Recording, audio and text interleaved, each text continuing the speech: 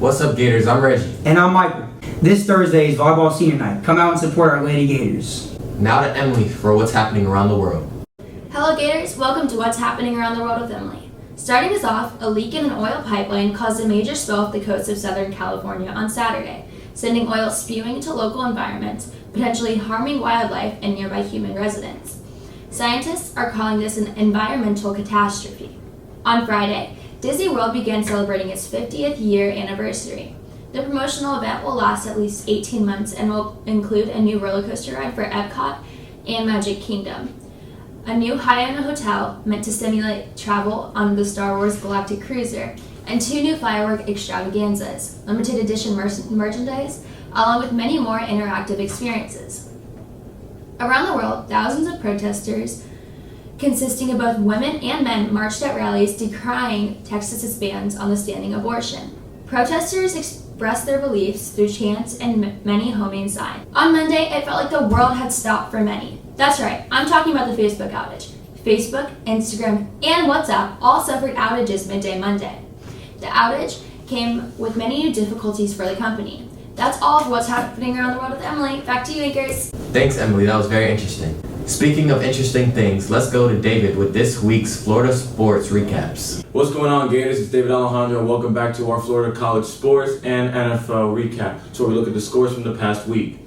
So starting off in college sports, UCF traveled up to play Army, and they ended up losing in a close one, 34-30.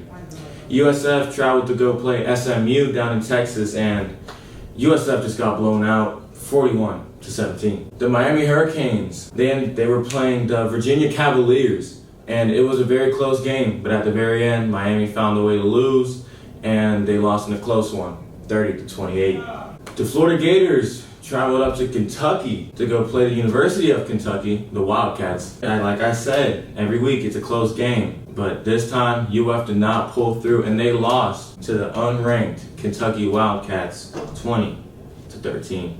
Lastly, for college sports, FSU finally got their first win of the season. They beat Syracuse off of a walk-off game-winning field goal as the time was expiring, and they won 33-30. Now for your NFL sports recap.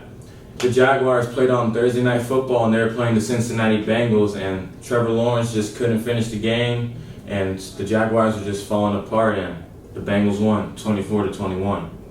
The Miami Dolphins, they were playing against the Indianapolis Colts down in South Beach, and they lost by 10 points, 27-17, and Tua Tagovailoa is still recovering from his horrific rib injury. The Tampa Bay Buccaneers traveled up to Boston, Massachusetts to go play the New England Patriots, and it was Tom Brady's homecoming. But at the very end, after a very cold, somewhat rainy game, the Buccaneers pulled through and they won in a close one, 19-17.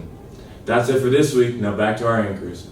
Speaking of sports, let's take a look at our JV football team who advanced to 5-0 with a 28-27 victory against Zephyr Hills.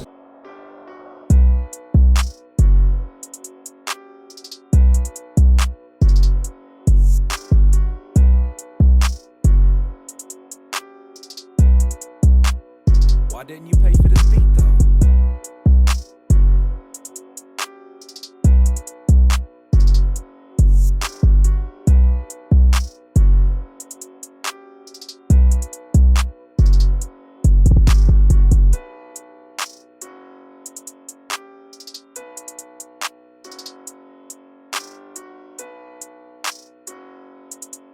Join us Friday for a look at our homecoming week and all the exciting moments that took place in another episode of Swamp Talk. See you guys next time. Go Gators!